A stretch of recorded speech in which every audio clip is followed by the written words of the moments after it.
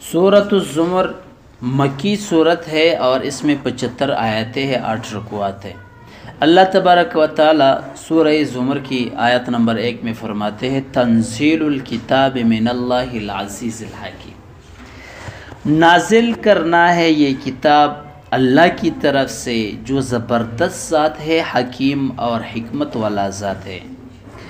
اس کتاب کا نازل کرنا اللہ کی طرف سے ہے، یعنی یہ جو کفار کہتے تھے کہ شیطان الیاذ باللہ آپ پر جو آیتیں نازل کرتا ہے، یا آپ شاعر ہے یا جادوگر ہے یا وغیرہ وغیرہ جو باتیں کیا کرتے تھے، تو اللہ فرماتے ہیں تمہارے وہ سب باتیں جھوٹ ہے۔ اصل بات اور حقیقت بات یہ ہے کہ یہ کتاب کس کی طرف سے نازل ہو رہا ہے؟ طرف سے نازل ہو رہا ہے جو عزیز ہے، زبردست ذات ہے، الحکیم حکمت والا ذات ہے۔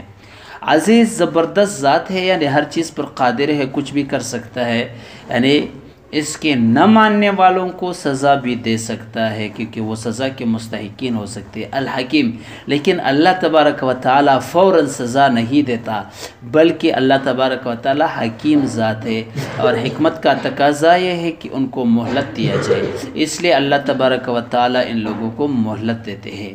انا انزلنا الیک الکتاب، ہم نے نازل کی ہے آپ کی طرف کتاب بالحق، حق کے ساتھ، فاعبد اللہ، سو اللہ کی عبادت کرو، مخلص اللہ الدین، خالص کر کے اسی کے لیے دین، یعنی خالص اللہ کی بندگی کرو، صرف اللہ کی عبادت کرو، اللہ کی سوا کسی چیز کی عبادت نہیں کرو۔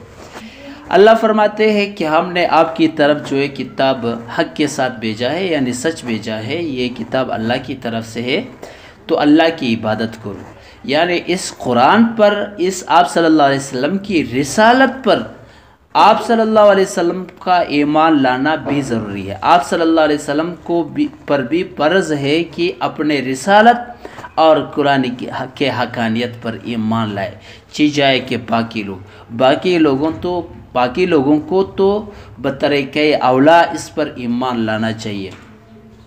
الا خبردار، للہ الدین الخالص، بندگی صرف اللہ ہی کی ہوتی ہے۔ دین سے مراد یہاں پہ اطاعت، عبادت، بندگی ہے۔ الا خبردار، للہ الدین الخالص، بندگی اور عبادت یا طاعت یہ صرف اللہ کے لیے ہے۔ اللہ کی سوا کسی اور کی بندگی کرنا، اللہ کی سوا کسی اور کی اطاعت کرنا، اللہ کی سوا کسی اور کی عبادت کرنا، یہ گناہ ہے، کفر ہے، شرک ہے، حرام ہے۔ والذین اتخذوا من دونہ اولیاء، اور جن لوگوں نے اللہ کی سوا اور معبودوں کو اپنے اولیاء بنائے ہیں، اپنے معبود بنائے، اور لوگوں کو اپنے معبود بنائے، ما نعبدہم، تو وہ لوگ کیا کہتے ہیں کہ ہم ان کی عبادت کیوں کرتے ہیں؟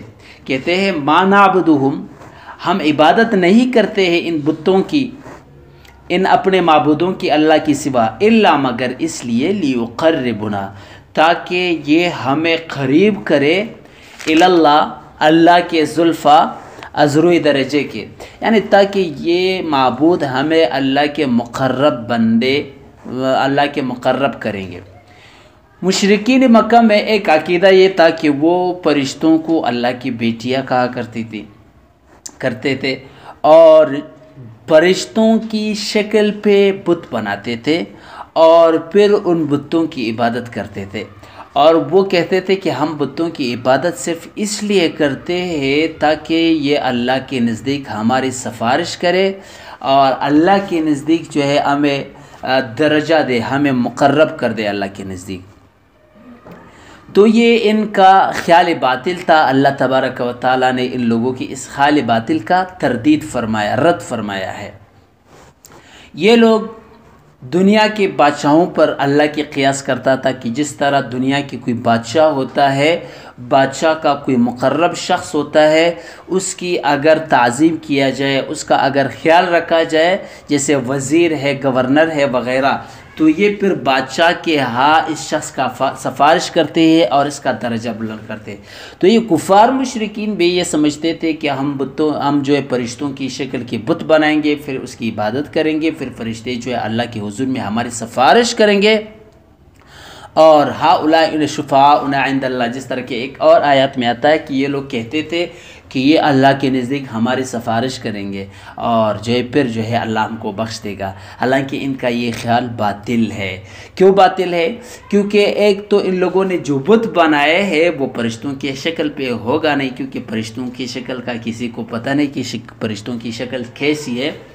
دوسری بات یہ ہے کہ اگرچہ ان لوگوں نے فرشتوں کی شکل پہ بت بنایا بھی ہوگا تو فرشتے جو ہے وہ کہ غیر اللہ کی عبادت سے خوش نہیں ہوتے، وہ اس بات سے خوش نہیں ہوتے کہ ان کی عبادت کرے، کیونکہ فرشتوں کے خود اللہ کی عبادت کرتے ہیں، وہ خود اس بات سے خوش ہوتے ہیں کہ اللہ کی عبادت کیا جائے۔ اور دوسری بات یہ ہے کہ فرشتے بھی اللہ کے مرضی کے بغیر، اللہ کی اجازت کے بغیر کسی کی سفارش نہیں کر سکتے ہیں۔ تو جب کوئی بھی فرشتہ اللہ کی اجازت کے بغیر کسی کی سفارش کرتا نہیں تو اللہ فرشتوں کو اس بارے میں کیوں کر اجازت دے گا کہ یہ لوگ غیر اللہ کی عبادت کیا کرتے تھے۔ لہٰذا یہ لوگ کہتے تھے ما نعبدہم، ہم عبادت نہیں کرتے ہیں اپنے معبودوں کی الا لیقربنا، مگر اس لیے تاکہ یہ مقرب بنائے ہم کو الی اللہ، اللہ کے نزدیک زلفیٰ ازروی درجہ کے، یعنی تاکہ یہ لوگ اللہ کے نزدیک ہم کو مقرب کرے، اللہ کے نزدیک ہماری سفارش کرے، اللہ جو ہے ہمارے کام بنائے یا دنیا میں یا آخرت میں۔ حالانکہ ان کا یہ خیال باطل تھا۔ اللہ فرماتے ہیں ان اللہ یحکم بینہم، اللہ فیصلہ کرے گا ان لوگوں کے درمیان میں، فی ما ہم فیہ یختلفون، جس چیز میں یہ لوگ اختلاف کرتے تھے۔ مشرکین اور مؤمنین آپس میں اختلاف کرتے تھے۔ مؤمنین کہتے ہیں کہ اللہ کے سوا کوئی عبادت کا لائق نہیں، اللہ کے سوا کسی کی عبادت نہیں کیا کرتے ہیں، اور مشرکین کہتے تھے کہ ہم تو فرشتوں کی صرف اس لیے عبادت کرتے تاکہ اللہ کے نزدیک یہ ہماری سفارش کرے۔ تو اللہ فرماتے ہیں قیامت کے دن ان دونوں کے درمیان فیصلہ ہوگا، اور فیصلہ یہ ہوگا کہ مشرکین کو اللہ تبارک و تعالی عذاب دے گا، کیونکہ انہوں نے جرم کیا ہے، شرک کیا ہے، ظلم کیا ہے، اور مؤمنی کو اللہ تبارک و تعالی جنت دے گا کیونکہ انہوں نے حق کہا ہے۔ ان اللہ لا یہدی، اللہ ہدایت نہیں کرتا، راہ نہیں دکھاتا، من ہوا کاذب کفار، اس شخص کو جو جھوٹا ہے اور کافر ہے، منکر ہے، نافرمان ہے، ناشکر ہے۔ لو اراد اللہ، اگر اللہ چاہتا ان یتخذ ولدا، کہ پکڑتا کسی کو اولاد، اگر اللہ چاہتا کسی کو اولاد بناتا، لاصطفیٰ، تو چنتا مما یخلق ما یشاء، اپنے مخلوق میں سے کسی کو جس کو چاہتا، یعنی اگر اللہ یہ چاہتا کہ اپنے لیے اولاد بناتا کسی کو تو اپنے مخلوق میں سے کسی کو چنتا، سبحانہ، لیکن یہ ناممکن ہے کیونکہ اللہ ان چیزوں سے پاک ہے۔ اولاد کی ضرورت ان کو ہوتا ہے جو محتاج ہوتے ہیں، اللہ ہر احتیاج سے پاک ہے، بے نیاز ہے، ہر عیب سے پاک ہے۔ دیکھو اللہ اگر کسی کو اولاد بنانا چاہتا تو کس کو بناتا؟ تو اللہ کے سوا باقی سارے مخلوقات اللہ کے مخلوق ہے، باقی ساری چیزیں اللہ کے مخلوق ہے، اور مخلوق خالق کی جنس نہیں ہو سکتا، اور اولاد کسی کے جنس میں سے ہونا ضروری ہے۔ تو جب مخلوق خالق کے جنس میں سے نہیں ہو سکتا، یہ محال اور ناممکن ہے، تو پھر ان کا اولاد کیسا ہو سکتا ہے؟ لہٰذا مشرکین جو کہا کرتے تھے کہ فرشتے اللہ کی بیٹیاں ہے، ان کا یہ کہنا سراسر غلط ہے اور سراسر جھوٹ ہے، کیونکہ اولاد باپ کے جنس میں سے ہوتا ہے۔ تو جب مخلوق خالق کی جنس میں سے ہو ہی نہیں سکتا تو پھر مخلوق میں سے فرشتے اللہ کے اولاد کیسے ہو سکتے ہیں؟ اور دوسری بات یہ ہے کہ اولاد اس کے لیے ضروری ہوتا ہے جس کی جو محتاج ہوتے ہیں، جن میں عیب ہوتے ہیں، تاکہ پھر اولاد کسی کے کام آئے۔ اللہ تبارک و تعالیٰ بے نیاز ہے، کسی چیز کا احتیاج نہیں، ہر عیب سے پاک ہے، اللہ پاک اولاد سے پاک ہے، اللہ کسی کو اولاد نہیں بناتا، سبحانہ، پاک ہے وہ اس سے یعنی اولاد سے۔ واللہ الواحد القہار، اللہ واحد لا شریک ہے، ہوا وہ اللہ ہے، الواحد واحد ہے، یکتا ہے، اکیلا ہے، القہار دباؤ والا ہے۔ خلق السماوات والارض بالحق، اللہ نے پیدا کیے، خلق اس نے بنائے ہیں، پیدا کیے ہیں، السماوات آسمانوں کو، والارض زمین کو، بالحق حق کے ساتھ، حق کے ساتھ بنایا ہے۔ یعنی زمین و آسمان بنانے کا جو مقصد ہے وہ یہی ہے کہ دنیا میں اللہ تبارک و تعالی انسانیوں کا جانچ پڑتال کرے، آزمائش کرے، امتحان کرے، کون اللہ کی فرمانبردار بندہ بنتا ہے اور کون جو اللہ کی نافرمانی کرتا ہے۔ تو جو فرمانبردار بنتا ہے، جو اللہ کا احکام مانتے ہیں، اس کو اللہ پاک جنت دے گا، ثواب دے گا، اور جو اللہ کی نافرمانی کرتا ہے ان کو اللہ تبارک و تعالی سزا دے گا، عذاب دے گا۔ یکور اللیل، ان کی قدرت کی کچھ علامات یہ ہے۔ یکور اللیل، ایک تو علامت یہ ہے کہ اللہ نے زمین و آسمان پیدا کیا ہے۔ دوسری علامت یہ ہے یکور اللیل علی النہار، یکور لپیٹتا ہے اللیل رات کو علی النہار دن پر، یعنی رب جب رات آتی ہے تو دن غائب ہو جاتا ہے، رات کو دن پر لپیٹتا ہے۔ وَيُكَوِّرُ النَّهَارَ عَلَى اللَّيْلِ، اور دن کو رات پہ لپیٹتا ہے تاکہ رات کی اندھیری ختم اور غائب ہو جائے اور دن کی روشنی آ جاتی ہے۔ یعنی دن اور رات کا یہ تبدیل ہونا، یہ بھی اللہ تعالیٰ کی قدرت کے علامات میں سے بڑے علامات ہے۔ وَسَخَّرَ الشَّمْسَ وَالْقَمَرَ، تیسری علامت اللہ تبارک و تعالیٰ کی قدرت کی یہ ہے کہ اس نے مسخر کیا ہے، کام میں لگایا ہے، الشمس سورج کو، والقمر چاند کو۔